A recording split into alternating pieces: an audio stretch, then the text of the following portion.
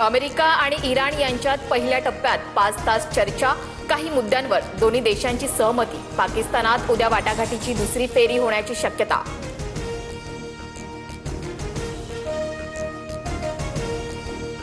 Israel इराणच्या दहशतवादी राजवटीशी आणि त्यांच्या हस्तकांशी लढत राहील। इस्रायलचे पंतप्रधान नेत्यानाहूंचं ट्विट करत इराणला इशारा।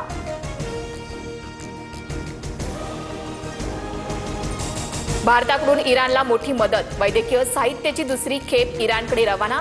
इराणी दूतावासानं ट्विट करत मानले भारताचे आभार।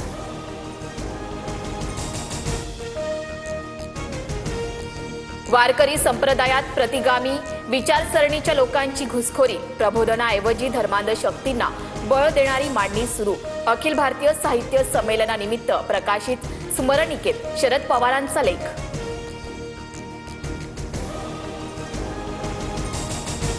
शरद पवार धर्म मानत नाहीत, त्यांचा वारकरी विचारांशी संबंध राहिलेला नाही। पवारांचा लेख अत्यंत चुकीचा, मुख्यमंत्री देवेंद्र फडणवीसांची प्रतिक्रिया।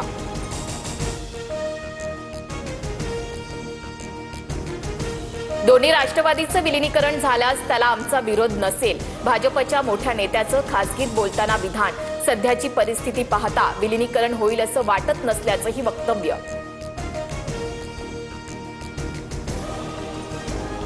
मंत्री छगन भुजबळांचं हेलिकॉप्टर अपघातातून बचावलं। भुजबळांचं हेलिकॉप्टर हेलिपॅड ऐवजी गाड्यांच्या पार्किंगच्या जागेत उतरलं। पुण्यातील खानवडी परिसरातील प्रकार।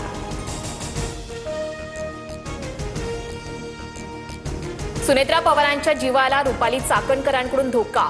बीडमधील एका इसमाच्या एसआयटीकडील तक्रारीनं खळबळ, पडताळणी होण्याची शक्यता। खोडसाळपणे तक्रार केल्याचा देखील संशय।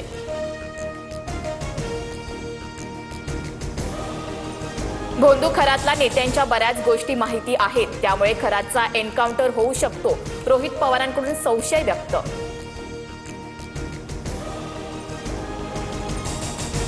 उपमुख्यमंत्री एकनाथ शिंदेंकडून विजय शिवतारेंच्या तब्येतीची विचारपूस। किडनी दान करणाऱ्या शिवतारेंच्या मुलीचं शिंदेंकडून कौतुक। नाशिकमधील आयटी कंपनीला अत्याचार आणि धर्मांतरण प्रकरणामुळे टाळे लागण्याची शक्यता। कंपनीतील कामगारांना मुंबई पुण्यातील प्रकल्पांमध्ये सामावून घेतलं जाणार, सूत्रांची माहिती। सध्या कर्मचाऱ्यांना कामावर येण्यास मनाई। प्रसिद्ध गायिका आशा भोसलेंना हृदयविकाराचा झटका। मुंबईतील ब्रीच कँडी रुग्णालयामध्ये आशा भोसलेंवर उपचार सुरू।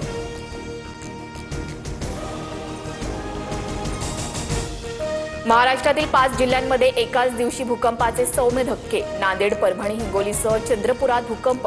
हिंगोलीतल्या शिरली गावामध्ये भूकंपाचा केंद्रबिंदू। 4.7 रिश्टर स्केल इतकी भूकंपाची तीव्रता। अहिल्यानगरच्या श्रीरामपूरमधील शेतकऱ्यांचं आंदोलन स्थगित। अकारी पडीक जमिनींच्या मागण्यांसाठी आंदोलन सुरू होतं। महसूल मंत्री बावनकुळेंशी बैठकीचं ठोस आश्वासन दिल्यानंतर आंदोलन मागे।